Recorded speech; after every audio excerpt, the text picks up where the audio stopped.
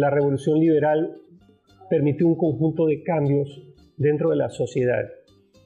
O sea, pasar de una sociedad clerical, o sea, muy apegada a los principios de la Iglesia, a una sociedad mucho más liberal, a tratar de hacer un país más estructurado, más unitario. Hay que pensar que Guayaquil históricamente estuvo siempre muy separado de Quito por las distancias geográficas, las dificultades de comunicación, lo que hacía que Guayaquil fuera una ciudad que a lo largo de la historia colonial e inclusive del siglo XIX tuviera más vínculos con Lima que con Quito. El ferrocarril permitió la unidad con la capital y estructurar un país diferente y pensar en incorporar nuevos signos de modernidad a la ciudad. Una ciudad que tenía serios problemas de tipo sanitario a mediados del siglo XIX, en 1842-43. Una gran epidemia de fiebre amarilla que arrasó con la ciudad. Todavía la necesidad de solucionar los problemas sanitarios y de convertir a una ciudad libre de epidemias. Todo eso se empezó a gestar a fines del siglo XIX.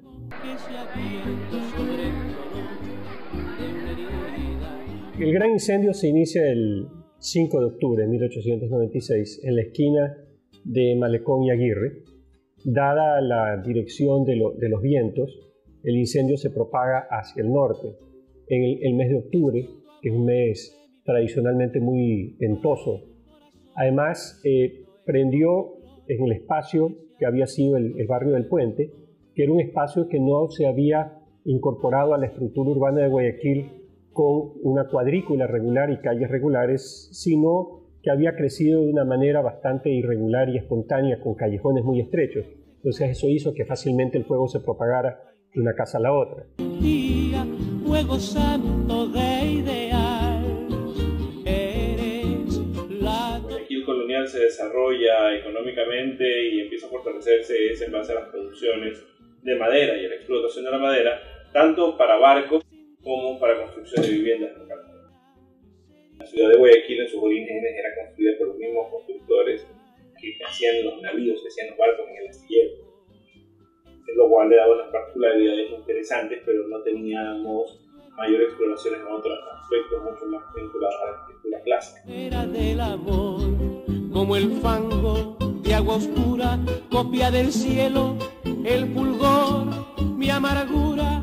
Eso marcó realmente fuertemente a la arquitectura. Imagínense, prácticamente la mitad de la ciudad de Guayaquil destruida por el incendio, y eso hizo que la gente se reúna, vea qué es lo que van a hacer con la ciudad de Guayaquil y comenzaron a emprender en un proyecto nuevo. Lo que pasó después del incendio de 1896 es que se rompió la regla, rompió este vínculo con la madera. Aparece en escena el hormigón.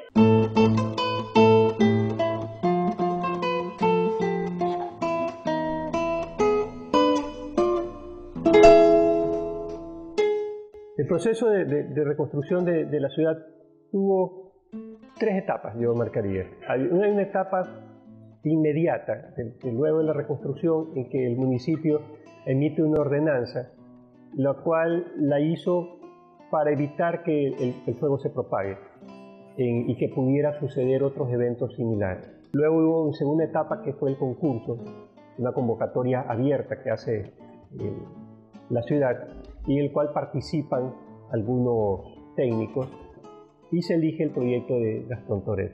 Antes de ese incendio, lo que tú encontrabas es que cada barrio tenía su propia forma de trazado. El plan de Gastón Toret lo que hace es unificar todos los barrios que componían la ciudad. Cuando Gastón Toret plantea este nuevo plan urbano, lo hace con dos directrices. Tratar de unificar lo más que se pueda a los barrios circundantes a la ciudad nueva, y tratar también de ser lo más ecuánime en el momento de que el replanteo de las calles afecte lo menos posible a las personas que puedan verse perjudicadas por expropiaciones en sus terrenos. Guayaquil sigue el trazado que se llama de la Ley de Indias, que es una cuadrícula, una trama, un modelo que se origina desde España, que usualmente pues la tradicional es que gira alrededor de una plaza central, pero que en el caso de Guayaquil lo que queda es la cuadrícula de la manzana de 86 por 86 que se va extendiendo desde el Malecón hacia los tres puntos cardinales, norte, sur y y el oeste. Entonces, si tú sumas este nuevo trazado urbano, mucho más integrador, en cierta forma elimina un poco la personalidad de los barrios circundantes y implementas lo que tú ves, el uso del hormigón en vez de la madera, ya tienes un escenario para que el fuego ya no sea un factor relevante en la ciudad.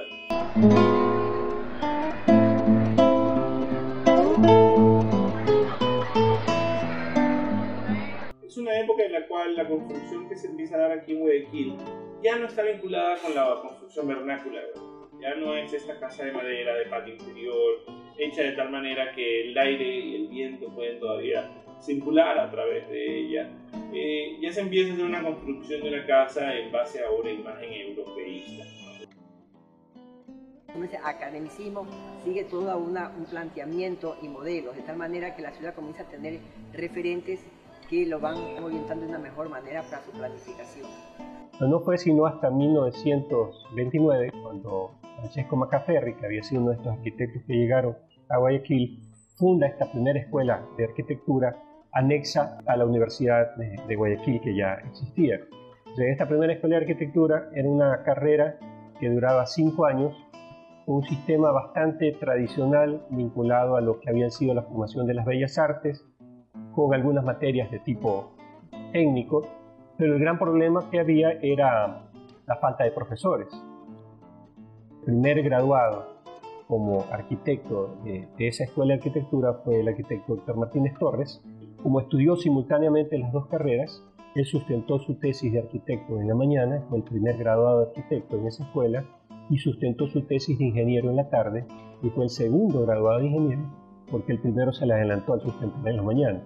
Entonces obtuvo los dos títulos al mismo tiempo.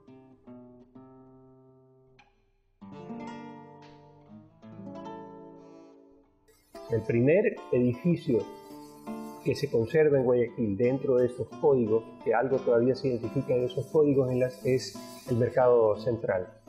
Él hizo un arquitecto portugués, llamado Raúl María Pereira. No era arquitecto en realidad, se firmaba como arquitecto, pero en realidad era artista, que hizo el proyecto del Mercado Central. Y el último gran proyecto dentro de los edificios públicos que se hace con estas características en Guayaquil es el Palacio Municipal.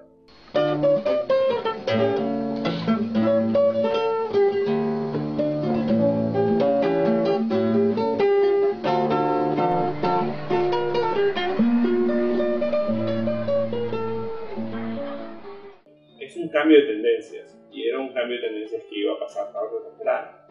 Guayaquil tiene ese cambio más temprano de lo que la gente piensa. La primera casa modernista, por así decirlo, fue la casa de Macaferri. En 1929 encontramos que se hace el municipio con el proyecto de Macaferri, y en el propio año, pocos meses después, Macaferri hace una casa moderna para él mismo. Entonces Macaferri era académico y luego fue moderno, pero inmediatamente. Pero fue consecuencia, en otras cosas, de esta crisis y un poco también la apertura hacia las vanguardias en la arquitectura. Y se empieza a hacer una arquitectura en la que se buscan otros referentes, y esos arquitectos asimismo se consideraban modernos o se consideraban anticlásicos. Por ejemplo, está Héctor Martínez Torres, está Joaquín Pérez Nin, que su referente era la arquitectura de lo que se llamaba en esa época la arquitectura colonial californiana. Y surge una arquitectura neocolonial que se desarrolla en dos barrios de Guayaquil. El barrio del Salado y el barrio del Centenario, que eran los barrios de las élites, sobre todo el barrio del Centenario, y que consideraban que la arquitectura moderna pues, era tal vez muy simple para lo que ellos querían representar.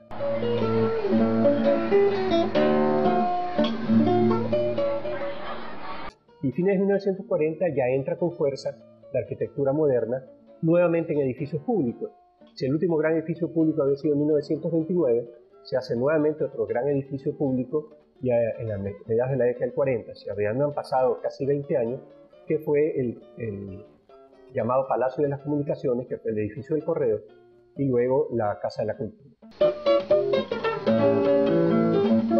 El moderno es un término que prácticamente se lo malentiende, que se cree que moderno es la arquitectura, pues la que tenemos ahora, que es la contemporánea, pero la moderna en Guayaquil comienza en los años 50, 70 como un movimiento posterior al movimiento pues neoclásico.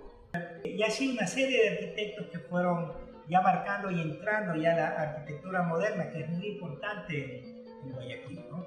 Y es una arquitectura que ya es patrimonial. Por ejemplo, el Banco Central del Ecuador, que es obra de Cubillo, ya forma parte de los edificios que están dentro nombrados como patrimoniales ya en esta ciudad.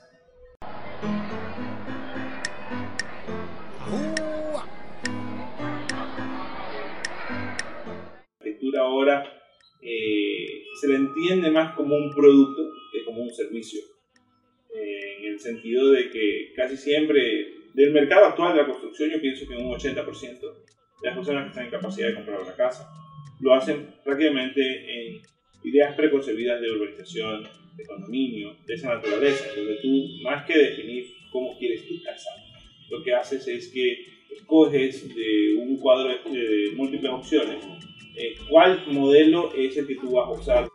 Yo creo que la ciudad ahorita, más que problemas arquitectónicos, primero tiene que resolver problemas urbanos. Guayaquil actualmente está creciendo al impulso de los promotores inmobiliarios con sus ofertas de viviendas a través de Ciudadela y urbanizaciones vía San Borondón, vía Daule, vía La Costa. Son prácticamente crecimientos lineales a través de los ejes viales que van para estos sentidos, por un lado. Por otro lado, crece también al impulso de las ocupaciones espontáneas, que actualmente la más fuerte es la del noroeste, que llega hasta Monte Sinaí. Es una gran mancha que se crece para ese lado, producto prácticamente de la promoción informal de personas, porque eran los que ocupaban tierra y luego las vendían a las personas. Posteriormente lo que hacen las autoridades es formalizar lo informal, lo cual, bueno, en términos políticos puede erradicarse con muchos votos y con un nivel alto de popularidad, pero lo que debería plantearse realmente es un plan de crecimiento de Guayaquil, dar pautas de crecimiento, hacia dónde puede crecer la ciudad, dónde no debe crecer la ciudad, cuáles son los requerimientos para que esta ciudad funcione y opere efectivamente. Pero Guayaquil es una ciudad que ha crecido de manera anárquica y todos los planes de desarrollo un poco ahí han ido a la saga de esa presión que ha habido por parte de quienes han llegado a la ciudad. O sea, no es que los planes de desarrollo han indicado hacia dónde va el crecimiento, sino que el crecimiento es el que ha ido determinando cómo esos planes de desarrollo se tengan que ir adaptando a lo que ya por imposición de los que han llegado a la ciudad se ha ido haciendo, ¿no? El problema también de Guayaquil es hacia dónde pueda crecer. Dado su ubicación geográfica al pie del río hace que sea imposible su crecimiento hacia el este, tiene que crecer hacia los otros puntos cardinales. Pero los otros puntos cardinales, Guayaquil está rodeada por algunos accidentes geográficos que la hacen complicada, sobre todo los pantanos o el manglar.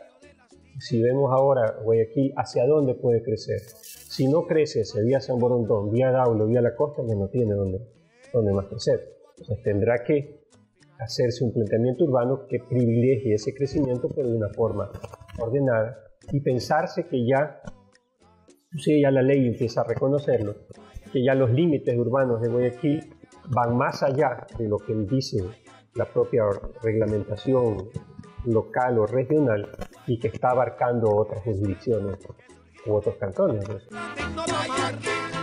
es la primera del cielo blanco y celeste. Ella saca su bandera con su fondo estrellado en el estado salado y yo le canto enmarañado.